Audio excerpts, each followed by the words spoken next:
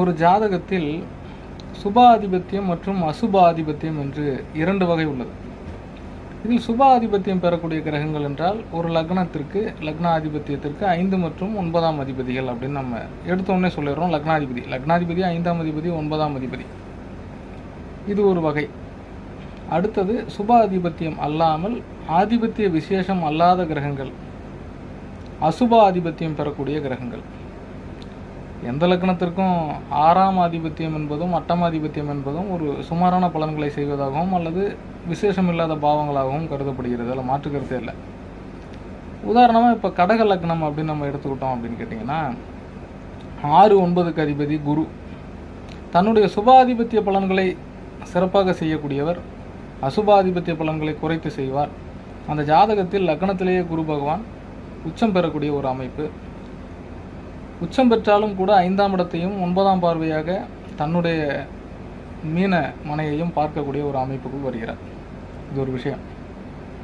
இதே குரு பகவான் லக்னத்திற்கு 12இல் மறைந்து தன்னுடைய 7ஆம் பார்வையாக 6ஆம் இடத்தை நோக்கினால், பார்வை செய்தால் ஜாதகருக்கு 6ஆம் இடம் வலுவாகிவிடும். அப்போ நோய் இருக்கும், கடன் இருக்கும், எதிரி இருப்பாங்கன்னு சொல்லிடலாம்.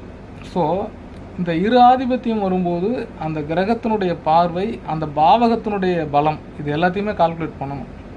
அப்போ சுபாதிபத்தியம் அசுபாதிபத்தியம் என்று 2 வகையாக பிரிக்கும்போது சுபாதிபத்தியம் பெறக்கூடிய கிரகங்கள் ஏதாவது ஒரு வகையில் நல்ல பலத்துடன் சுபர் பார்வையுடன் இணைந்திருக்க, வக்கரம் பெறாமல், நீசம் பெறாமல், பாவர் தொடர்பு இல்லாமல் இருந்தால் விசேஷமான அமைப்புகளே செய்கிறது. தசாபதி காலங்கள்லேயுமே ஒரு நல்ல அமைப்பை செய்யும். இதுதான் ஒரு ஜாதகத்துக்கு பாசகன், வேதகன், போதகன், காரகன் என்று ஜோதிட சாஸ்திரங்கள் சொல்லி வச்சிருக்கு.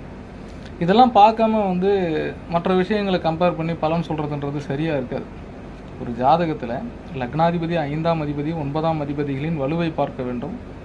ஒரு லக்னத்திற்கு 2 ஆதிபத்தியம் பெறக்கூடிய சுபகிரகங்களாக இருந்தாலும் கூட எந்த ஆதிபத்தியத்தின் பலன்களை அதிகமாகவோ அல்லது குறைவாகவோ செய்யும் அப்படின்றதுக்கு தான் நம்ம அந்த கடகமனைக்கு குருவுடைய பலன் நான் சொன்னது.